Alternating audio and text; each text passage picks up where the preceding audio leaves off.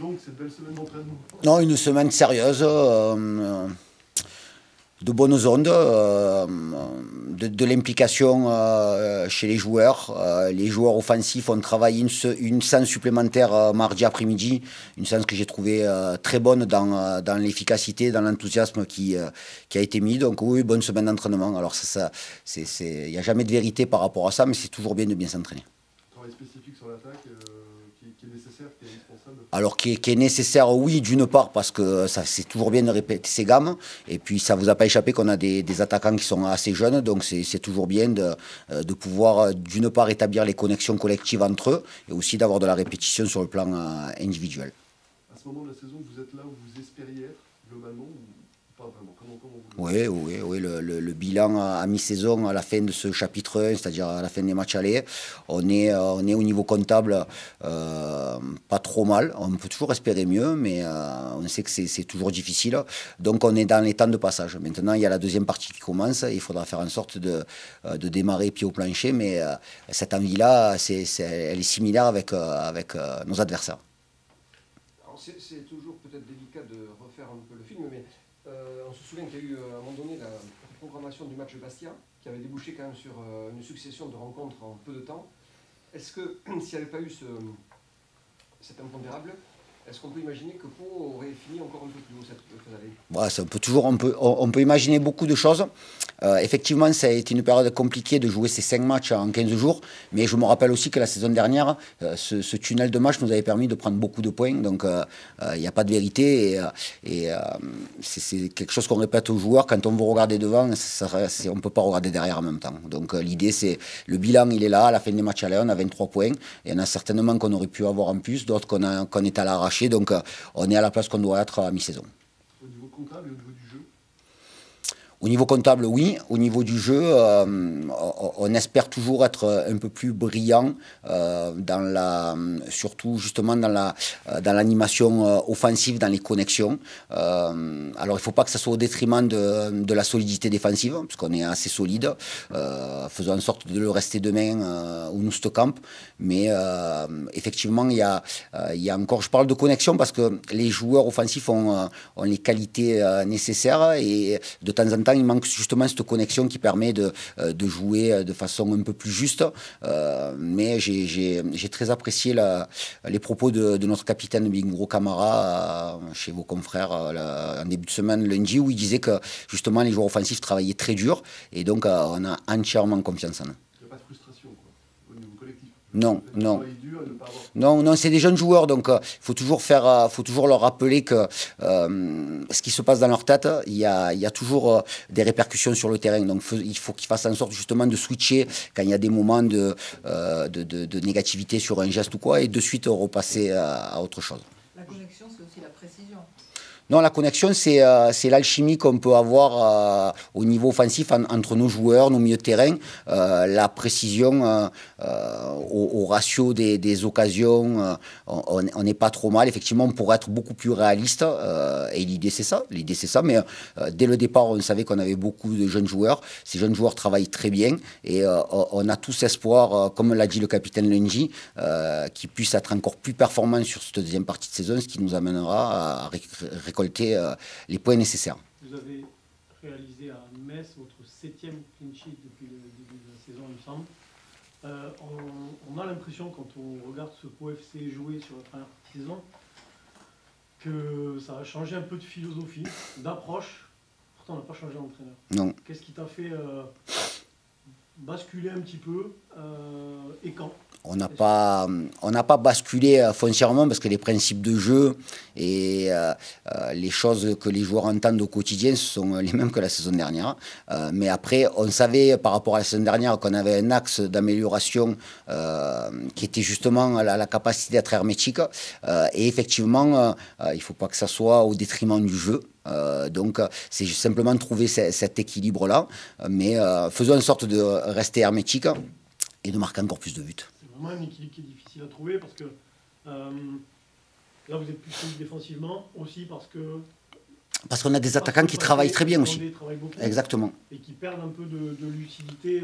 Ouais, c'est peut-être effectivement dans la gestion des efforts où faut qu'il y ait peut-être un peu plus à un moment donné de lucidité, mais c'est bien que ça puisse être mis en avant. C'est-à-dire que quand on parle de l'équipe qui est solide ou qui est hermétique, on pense de suite entre autres à notre gardien, à nos défenseurs, mais on a des ailiers qui travaillent très bien, il y a des joueurs offensifs qui font beaucoup d'efforts, et donc effectivement, c'est des choses qui sont factuelles, puisque sur les stats athlétiques, le joueur qui court le plus depuis le début de l'année, c'est Pathé Mboup. Et bizarrement, le match le plus ouvert de la première partie de saison, c'était justement celui contre Dunkerque à l'aller, où ça finit à 3-2, où vous auriez même peut-être pu...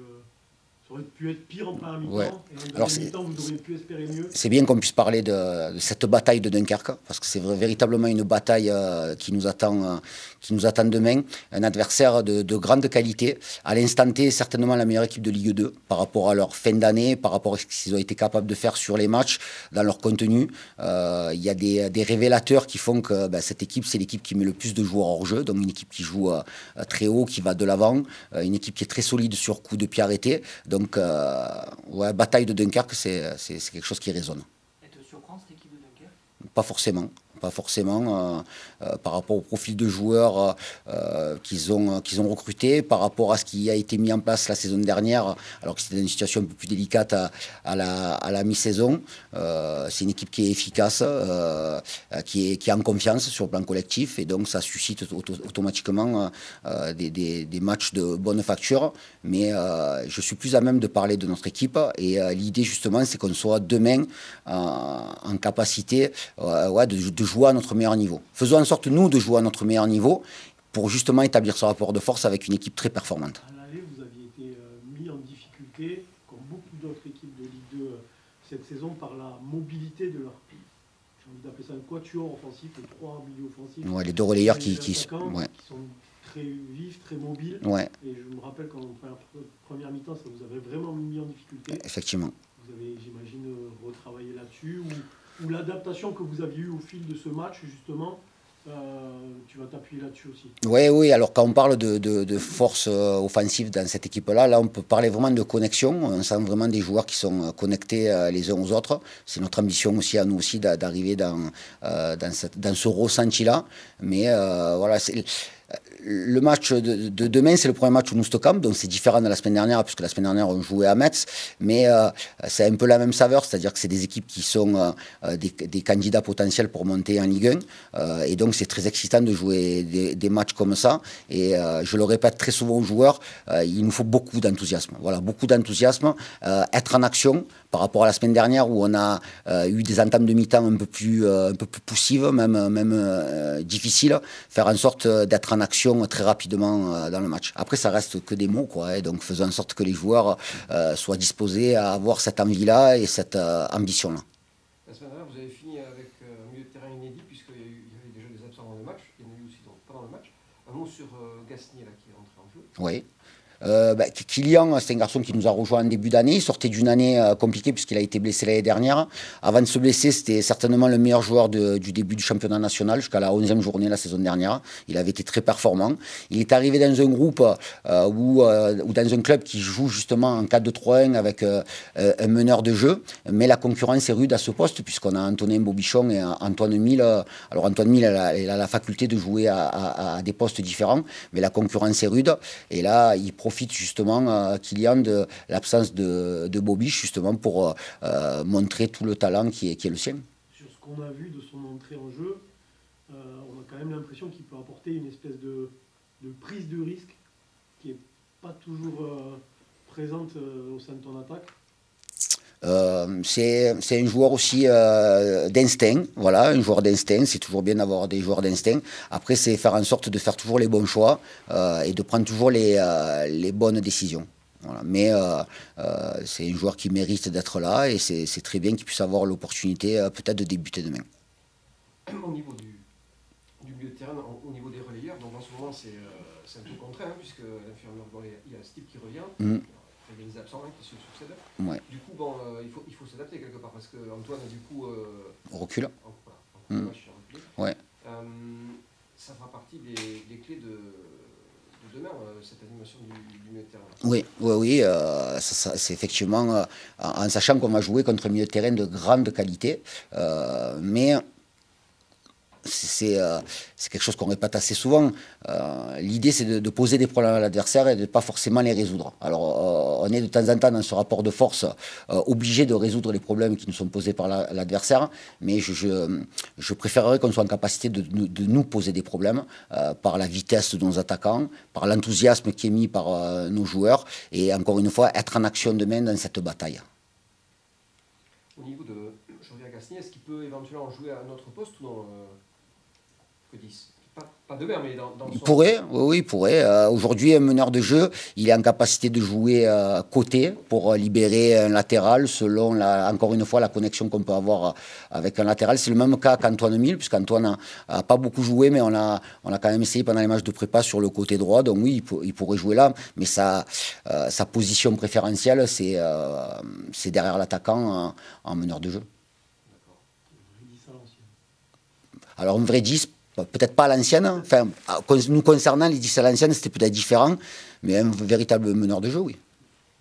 Au niveau de Steve, il est opérationnel, c'était quoi déjà qu'il avait comme... Un problème musculaire aussi, ischio. Ouais.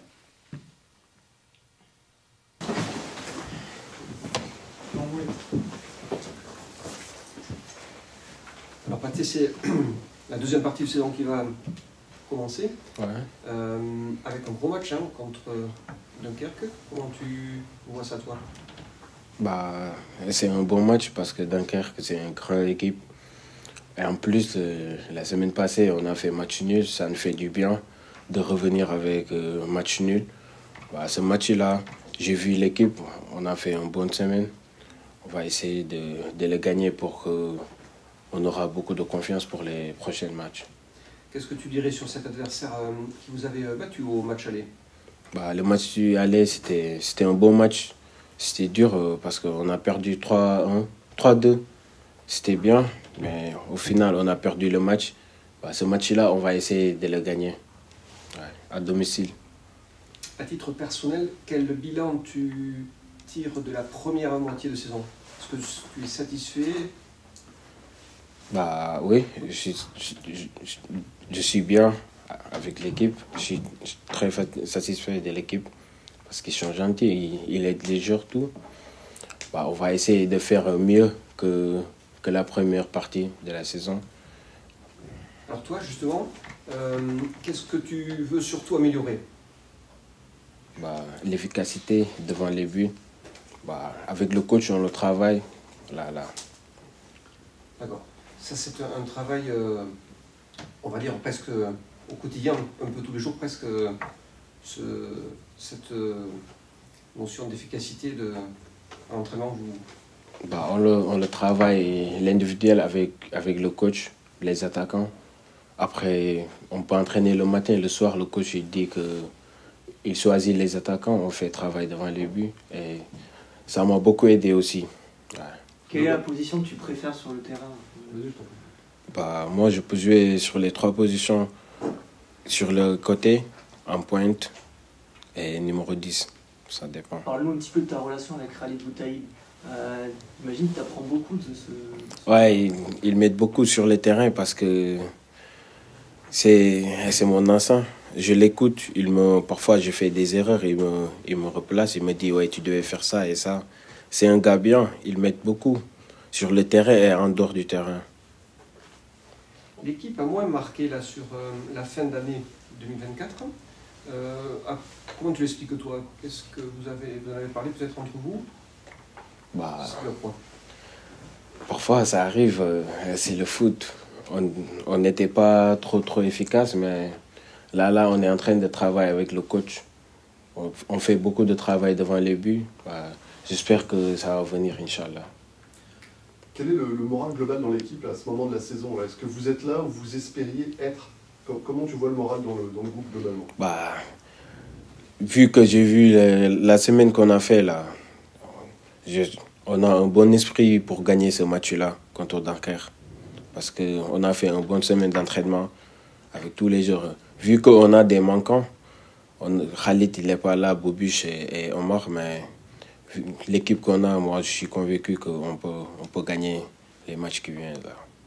La grosse différence entre le Pau FC de cette année et celui de l'an passé, c'est qu'il prend moins de buts. Défensivement, c'est plus solide.